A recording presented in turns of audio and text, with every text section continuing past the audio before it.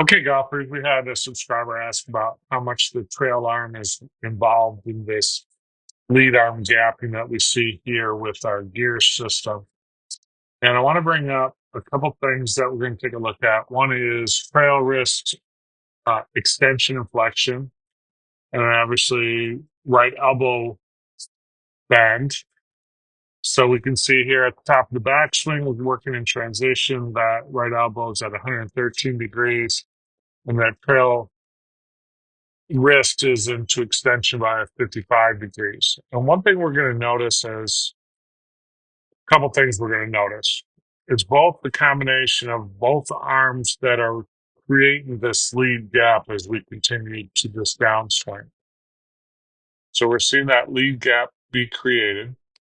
Well, let's take a look over here at trail wrist extension. That actually has increased to 60 degrees. So we've added a few degrees. And this is something I've seen happen with better golfers when we measured it with our sensor on the trail hand.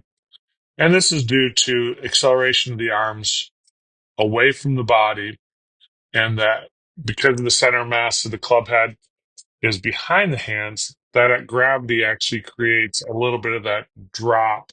And that's something that just happens dynamically. There's not an intentional increase in that trail wrist extension that you want to create. But if you're using your arms properly, it automatically happens and sets us up for really good delivery of the club through impact.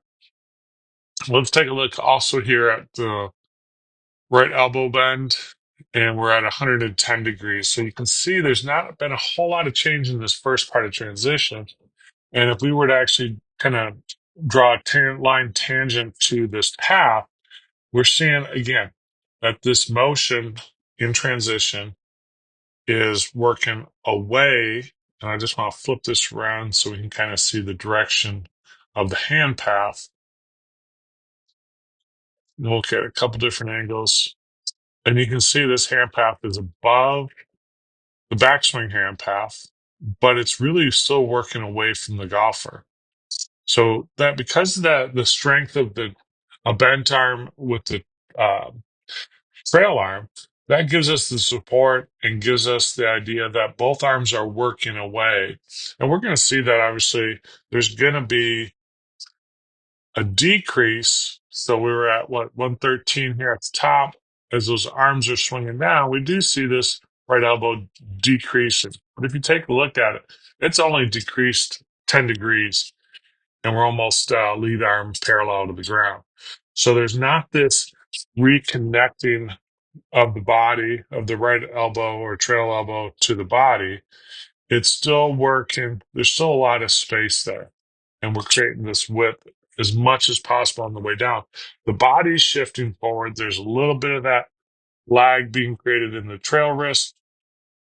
And we're seeing a decrease in the elbow bend, or, to 103 degrees. That's just the dynamic motion of the golfer. So it's both arms that are doing the work in the transition, not just the lead arm, and the trail arm's not just collapsing into the downswing. A couple other things I want to point out with this is let's take a look at some accelerations regarding the kinematic sequence. And just take it back up here and get the golfer set. So getting back up to the top. So when we take a look at this arm degrees per second, pelvis, rib cage, as this is working down, and we see that already, the pelvis is moving first. We want that as part of our neurological motor intent. That happens. But I want you to take a look at what is happening with the acceleration of the arms relative to the rib cage.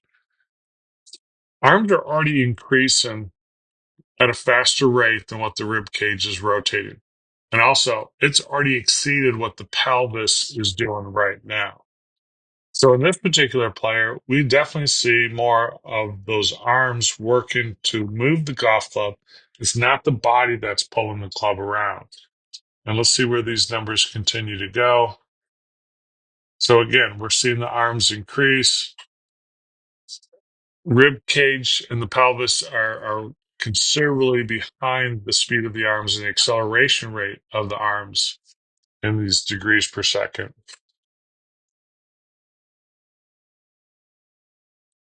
So it's going to be a combination of both arms that create this transition and prepare this club delivery into the ball. And it's not just going to be the lead arm. It's not going to be the trail arm. We need both arms to do it. And let's see where our wrist extension is.